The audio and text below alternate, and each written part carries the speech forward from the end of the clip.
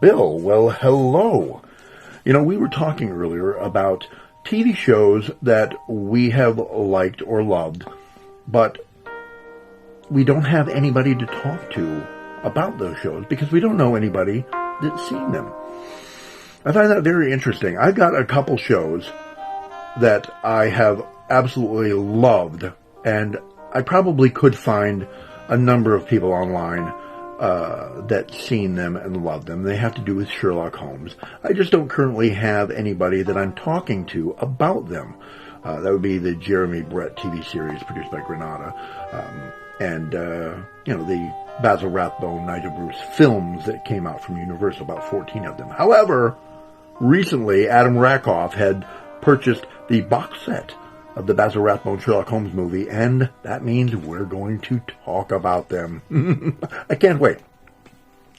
However, there is a TV series that I absolutely love that I don't know anybody. I have an addendum to that I don't know anybody that's watched them. So I have nobody to talk to about them. Again, I could search for people online, but it would be nice if I had friends already that, well, friends. You know, I don't actually have friends. I work strange hours in a strange place, and it doesn't afford me time to have friends, because any friends that I had probably worked with me, and they don't work with me anymore. They may work in the same place, but in a different time, which means they're in a different realm than I am, and we just don't socialize. Anyways, any of them, I can tell you right now, they also have not seen the show, so... Now, online friends. Unfortunately, I don't have any online friends that have watched it either. I've brought it up a couple of times, and nobody's bitten on it, and nobody's responded to it, which it just hurts me in the heart, all right? However, addendum, recently I talked to John Arminio and Jacob Rivera, and they have both watched the show, the first episode that I gave them to watch. And they enjoyed it. And they said that they wouldn't mind watching more. Now, of course, if somebody had showed me this show, I would have watched it and then turned around and immediately devoured everything I could find about it, because I loved it so much, but I have no life. Now, the show I'm talking about is Nero Wolfe, that came out in the 2001, 2002, 2 seasons, produced by A&E, starring Timothy Hutton and the wonderful Murray Chaykin. It was 2 seasons, about 27 to 29 episodes, something like that, and it was fantastic. I can't praise it enough. I love every single episode, and I just devoured them. I've said that twice now. Loved it. However, other than the wonderful Tina that I live with, nobody else I know had watched them, so I couldn't talk to anybody about them. And when I brought it up online, I was surprised that most of the people I talked to were like, I have no idea who Nero Wolfe is. And I'm like, are you kidding me? Rex Stout. They might know Rex Stout, the American novelist. He wrote Nero Wolfe stories from about 1934 till 75.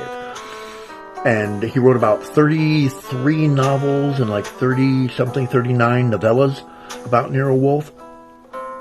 And they have made a number of, not a number of movies or a number of TV series, but a few TV series based on it, and movies, all the way back to 1936.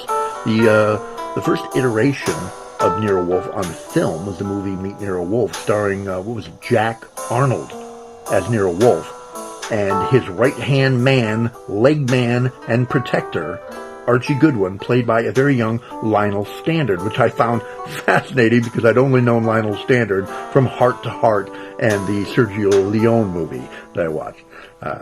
And then there was a couple of others had come out. 1979, David Thayer I'm always interested when I see something with David Thayer in it because he has such an interesting look and way of talking. It's very interesting. David Thayer played Nero Wolfe in a 1979 probably made-for-TV movie that came out. And then in the early 80s, I think my mother had watched these on TV. My mother was very into mysteries, and that's probably where I get it from. She used to watch the Ellery Queen TV series that came out, mystery writer Ellery Queen, which was funny because that starred Jim Hutton, the father of Timothy Hutton from this Nero Wolfe. Where was I? But the 1980s series that came out starred William Conrad as Nero Wolfe and a young mustacheless, which means that my good friend Dion Baya would not trust him, Lee Horsley, before his days as Matt Houston, a show that I also watched. Then in 2001, I came across the A&E series for Nero Wolfe, starring, again, Timothy Hutton and Murray Chaykin. Love him. And it just blew me away. I loved every bit of it. Everything. And it's very interesting. With that Nero Wolfe, there are a couple of different people in the show that are always the same. But they have a whole slew of actors that play different parts in every episode. And it must have been so much fun for them as actors to be a particular character in an episode, and then the next episode they come in and they have a completely different accent. They're a different character totally, and they would do it again for another episode. Must have been a wonderful challenge and a lot of fun for those actors. There was even an episode with a cameo by Carrie Fisher in it. The series went 2 seasons, and then it stopped. Broke my heart. They said that the series cost too much money to produce. 1950s New York that it was set in, anytime they went outside, there were a whole bunch of vintage cars outside. And many episodes had that. So they would have to have all these cars standing by for the show all the times that they're going to film. And I guess that could be expensive. But it is a shame. It was a wonderful show, and I wish more people would watch it. That being said, Bill, have you ever seen, maybe not the episodes that I'm talking about, the Nero Wolfe TV show, but have you ever heard of Nero Wolfe? Oh, and by the way, Bill, if you end up having any interest in watching the show, all the episodes are on YouTube. There's no excuse not to watch them.